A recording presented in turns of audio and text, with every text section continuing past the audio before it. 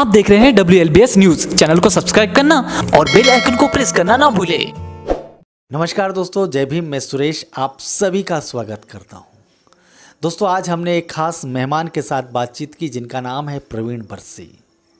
दोस्तों, प्रवीण बरसी वही हैं जिनके गीतों को आपने गाया भी होगा, मतलब गुनगुनाया होगा, जिनके गीतों को सुनकर आप नाचने के लिए मजबूर हो गए होंगे। जी हाँ दोस्तों, गाते ही कुछ ऐसा है प्रवीण जी। और यह गायक एक फिल्म के निर्माता और निर्देशक भी बन गए हैं। जी हाँ दोस्तों, उस फिल्म का नाम है 21वीं सदी एक जुनून। यह फिल्म अंबेडकर वाद के इर्द गिर्द घूमती है। आखिर फिल्म की पटकथा क्या है, फिल्म का उद्देश्य क्या है, इन सारे विषयों पर हमने चर्चा की प्रवीण बरसी जी से। दोस्तों, मैं आप सभी से निवेदन करना चाहता हूं, इस वीडियो को पूरा देखिए क्योंकि हमने बहुत ही दिलचस्प बातचीत की है।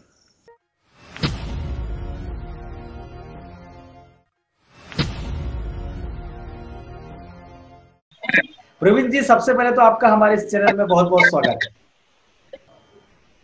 जी सुरेश सर, थैंक यू आपका। और अभी कुछ दिन पहले मैंने एक वीडियो किया था शेयर कि बहुजन मीडिया से मेरा अनुरोध है कि इस मीडिया को कवरेज दें, आप हमारा साथ दें। और आपके चैनल ने और आपने हमें इस लायक समझा और आपने सपोर्ट किया, मैं आपका बहुत बहुत धन्यवाद करता हूँ। बहुत बहुत धन्यवाद। जय भीम जवान।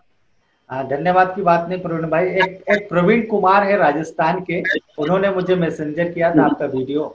और निश्चित रूप से आप इतना अच्छा काम कर रहे हैं, तो आप वो जो काम कर रहे हैं हम लोगों के लिए कर रहे हैं, पूरे समाज के लिए कर रहे हैं। तो हमारा एक छोटा सा प्रयास रहेगा कि आपकी आवाज को हम पूरे बहुजन समाज के बीच में लेकर जाएं। प्रवीण जी, सबसे पहले तो आप हमारे दर्शकों को आपका एक छोटा सा परिचय बताएं। मैंने तो बता ही दिया कि आप एक बहुत जबरदस्त गायक हैं, लेकिन आपके अंदर में एक फिल्म निर्माता बनने की जो अंदर जो वो गुण जो छुपे थे, वो आखिर आपके अंदर ये चीज आपने सोचा कैसे कि मैं एक फिल्म बनाऊं और बाबा साहब के ऊपर एक फिल्म बनाऊं? आपने ऐसे सोच कैसे आ गई? क्योंकि आप तो गायक हैं, आप तो गाना गा देते हैं, बात खत्म हो जाती है। जी सुरेश जी, अगर मैं इंट्रोडक्शन की बात करूं तो मैं बेसिकली हरियाणा से हूं और डिस्ट्रिक्ट भिवानी है मेरा। मैं काफी लंबे समय से गायन के क्षेत्र में हूँ और लगभग 2013 से मैं बाबा साहब अम्बेडकर हमारे संत महापुरुष बहुजन समाज में जन्मे महापुरुषों के अलावा मैं किसी और के गीत नहीं गाता। लगभग 13 से 14 से मैं ज्यादातर गाने लगा हूँ। पहले मैं हरियाणवी गीत गाता था और हरियाणवी नाटक वगैरह करता था, नुक्कड़ नाटक करता था। और कॉलेज टाइम में मैं यूथ फेस्टिवल जब होते थे तो मंच करता था, मैं शानदार गीत गाता था, मैं डांस करता था, तो बड़ा अच्छा लगता था। लेकिन बाद में जैसे जैसे मुझे महापुरुषों की विचारधारा समझ आई, आप जैसे साथियों के संपर्क में आया तो जाना तो समझा, तो दिल में जिज्ञासा हुई कि जिनकी वजह से मेरी आवाज है, जिनकी बदौलत मेरी जिंदगानी है, जिनकी बदौलत मेरे पास संवैधानिक हक और अधिकार है, मैं उनके अलावा किसी गीत नहीं गाऊंगा। और मैंने वो ऐलान किया और मैंने गाना शुरू किया। इस प्रकार मैं लगातार गाता रहा और काफी मुझे प्यार प्रेम मिला। मैंने लगभग हरियाणा प्रदेश के लगते सभी स्टेटों में कार्यक्रम किए हैं, चाहे वो उत्तर प्रदेश हो, चाहे वो MP हो, चाहे राजस्थान हो, चाहे पंजाब हो, चाहे दिल्ली हो, चाहे उत्तराखंड हो।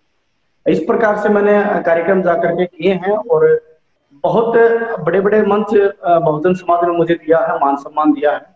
तो इस प्रकार गाते गाते मैं जो एक्टिंग का जो मेरे अंदर था शौक, जो जुनून था, जो डायरेक्शन का जो मेरे अंदर एक कसक बोल सकते हैं उसको था, लेखनी मैं खुद करता हूँ। तो मैं 2017 में मैंने प्लानिंग की थी कि मैं एक मूवी बनाऊंगा। और सुरेश सर, ये मूवी थोड़ी डिफरेंट है। मूवी डिफरेंट इसलिए है क्योंकि अब तक जितनी फिल्में बनी है उन फिल्मों में आप देखोगे तो हमारे महापुरुषों की जीवनी है, उनका कैरेक्टर है और कैरेक्टर को वो दिखाने की कोशिश की है। बट इस फिल्म के अंदर 21वीं सदी एक जुनून, ये फिल्म का नाम है 21वीं सदी एक जुनून। तो इस फिल्म के अंदर मैंने बाबा साहब अम्बेडकर हमारे संत महापुरुषों की कैरेक्टर को नहीं लिया है, उनके विचार लिए हैं। एक न्यू एक स्टोरी है, एक लड़की की स्टोरी है और लड़की वो बाबा साहब अम्बेडकर की फॉलोवर है और किस प्रकार से वो प्रॉब्लम आती है उसको, किस प्रकार से वो अपने परिवार से, अपने समाज से, अपने पति से, अपने ससुर से किस प्रकार से वो जीतती है या उनको समझाती है, किस प्रकार से बदलाव करती है, किस प्रकार से विचारधारा को आगे बढ़ाती है और कहाँ तक गोल क्या है हमारी विचारधारा का, ये सब वो बताती है हमें, वो हमें सिखाती है वो लड़की। इस प्रकार एक कहानी है। तो ये मैं लेके आया 2017 में मैंने कोशिश की। और हरियाणा प्रदेश के बड़े अच्छे कलाकार हैं, भाई संजू आरजे, कुलदीप सरोया, टिंकू क्रिस, एबी टोहानिया, और दिल्ली से कलाकार बुद्ध मित्रा जिन्होंने मेन लीड काम किया। हम सब ने मिलकर के मैंने सबके सामने प्रस्ताव रखा, प्रपोजल रखा, सभी ने मेरा साथ दिया, और भी बहुत सारे साथी हैं जिन्होंने साथ दिया। और ये फिल्म अंततः मैं 2020 में कंप्लीट कर पाया, और बहुत जल्द आप सभी के बीच में फिल्म होगी। फिल्म का नाम ही इतना जबरदस्त रखा है, उस फिल्म के नाम से ही मुझे समझ आ रहा है कि 21वीं सदी जो है बहुजनों की सदी होगी या अंबेडकर वादियों की सदी होगी, ऐसा मुझे लग रहा है। बाकी फिल्म में क्या है आपने बता ही दिया कि एक लड़की के अंदर जुनून है बाबा साहब की विचारधारा का, और आज हम देखते हैं जो लोग भी बाबा साहब के जीवन से प्रभावित हो रहे हैं, उनके संघर्षों से रूबरू हो रहे हैं, तो कहीं ना कहीं उनके अंदर एक ऐसी विचारधारा आ रही जो बहुत ही क्रांतिकारी, और उसके कारण परिवार के बीच में काफी उनको पहले तो बहस करनी पड़ती है, परिवार को समझाना पड़ता है, दोस्तों के बीच में अपनी बातों को बताना पड़ता है, काफी तर्क वितर्क होते हैं। तो आपने कहीं ना कहीं इसी मेरे जो मैं बात बता रहा हूँ इसी से मिलती जुलती एक कहानी बनाई होगी, और जब वो फिल्म हम लोग के बीच में आएगी, जब हम देखेंगे तो निश्चित रूप से हम अच्छे से समझ पाएंगे कि आखिर आप दिखाना क्या चाहते हैं। और मैं भी नहीं चाहता कि आप फिल्म रिलीज नहीं हो और उसके पहले ही पूरा उसकी जानकारी दे दे, ताकि हमारे दर्शक को आपकी इतनी मेहनत जो आपने की है वो देखे ना। लेकिन प्रवीण जी, हम फिल्म की बात बाद में करेंगे, उसके पहले मैं चाहता हूं कि जैसे मैंने आपका इंट्रोडक्शन कराया, आपको सभी लोग जानते ही हैं, भारत के लोग जितने भी अम्बेडकरवादी हैं। मैं भी पहले आपका फेसबुक लाइव जब भी आते थे मैं देखता था, आपके गाने कई बार मैंने सुना है। लेकिन मैं चाहता हूं कि हमारे चैनल में आप आए हैं तो हमारे चैनल के माध्यम से आप एक जबरदस्त जो आपका सुपरहिट गीत है जो हम हर मंचों पे आप सुनाते हैं, मैं चाहता हूं आप उसे थोड़ा सा गुनगुना दें। जी देखिए सुरेश सर, मैं अगर आप मुनासिब समझे तो पूरे उत्तर भारत के अंदर जो गीत मुझे सबसे ज्यादा सुना गया, बेसिकली अगर मैं बात करूं तो थोड़ा मिशन मूवमेंट को थोड़ा अलग करने वाला गीत है वो, जिससे मुझे पहचान मिली या लोगों ने बहुत ज्यादा सुना। अगर आप मुनासिब समझे और आपका चैनल अलाउ करे तो मैं गीत का नाम बताना चाहूंगा। गीत है उधम सिंह का फैन हूं मैं छोरा चमार का। अच्छा, ये जोशो जुनून में मेरा गाया हुआ गीत है। और इसके अलावा भीम की कुर्बानी, इसके अलावा लफड़ा, इसके अलावा लड़ाई करने वाले हूँ, इसके अलावा कोई सिखो र सिखड़ियां इतिहास रचाना भीम तय, हे मेरी बहना हुई तेरी कुर्बान, ऐसे मैंने खुद लिखता हूं मैं। तो ये लगभग मेरे 50 से 55 गाने ऐसे हैं जो मैंने गाए हैं और लिखे हैं जी जी, और और जिनको समाज ने बड़ा अच्छे तरीके से मानव सम्मान दिया है। तो आइए, इतना जितना आपने इंट्रोडक्शन करवाया इतना बड़ा कलाकार नहीं हूं मैं गायकी के क्षेत्र में। नहीं आप हैं। फिर भी आपने कहा है तो मैं जरूर गुनगुनाना चाहूंगा। जी जी, जैसे वो गाना, ओ दुश्मन का मैं दुश्मन सोरे, बैरी का मैं बैरी सोरे, यार सू मैं यार का, उधम सिंह का फैन सूर मैं छोरा चमार का, उधम सिंह का फैन सूर मैं छोरा चमार का। ये गीत काफी सुना, अगर आपका चैनल अलाउ करे तो इसको रखना, अदरवाइज आपको कट कर सकते। नहीं कि फिल्म के अंदर नहीं गाना आप जबरदस्त है, जो बात हकीकत है आपने बयान किया। इस फिल्म का गीत है। हाँ, इस फिल्म का जो गीत है बहुत अच्छा गीत लगता है मुझे, और काफी बार मैं उसको गुनगुनाता हूँ। वो ऐसे तो मजा नहीं आएगा, लेकिन आप जब फिल्म में देखोगे तो बहुत मजा आएगा। वो गाना है, चाहूंगा मैं, चले हैं भीम दीवाने, चले हैं भीम दीवाने, इतिहास नया रचावण ने, चले हैं भीम दीवाने, चले हैं भीम दीवाने, इतिहास नया रचावण ने, चले हैं भीम दीवाने। ये चले हैं भीम दीवाने, चले हैं भीम दीवाने। और हम इंतजार करेंगे पूरा गाना आपका हम सुनने के लिए जब फिल्म आएगी तो। अच्छा, गाना आप ही ने गाया क्या उसमें? हाँ, गीत मैं ही गाता हूँ और कोशिश करता हूँ कि मैं ही लिखता हूँ मोस्टली।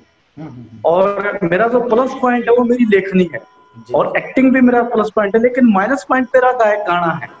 अच्छा, और लोग मुझे गायन से ही जानते हैं, ये एक अलग बात है। क्योंकि एक परफॉर्मर अच्छा हूं मैं, परफॉर्म अच्छा कर देता हूं, लेकिन गला इतना अच्छा नहीं, इतना ज्यादा रियाज में नहीं करता, वो क्वालिटी नहीं है। लेकिन हाँ, लिखने की क्वालिटी है, एक्टिंग की क्वालिटी वो मुझे नजर आती है। हो सकती है ना हो, दर्शक पसंद करे ना करे। अच्छा प्रवीण जी, मैं अब आपसे ये जानना चाहता हूँ, जो फिल्म बनाई आपने जो बताया कि 21वीं सदी एक जुनून, आखिर इस फिल्म की जो पटकथा है, एक कहानी जो है, थोड़ी सी आप संक्षेप में थोड़ा सा बताइए, क्योंकि आपने शुरुआत में तो बताया, लेकिन थोड़ा सा और बताइए, जिससे हमारे दर्शक आपकी बात सुनकर जब भी ये फिल्म रिलीज हो उसे देखने के लिए आए। जी देखिए सर, सुरेश जी, अगर इस फिल्म की पटकथा की बात करें तो वो मैंने लिखी है, डायलॉग भी मैंने लिखे हैं, इसके गीत भी लिखे हैं, और इसको डायरेक्शन भी किया है, और बाकी साथ सभी साथियों ने दिया है। और जो इसका म्यूजिक है वो मेरे गुरुजी हैं सुरेंद्र वर्मा जी, उन्होंने म्यूजिक किया है, बड़ा अच्छा म्यूजिक किया है।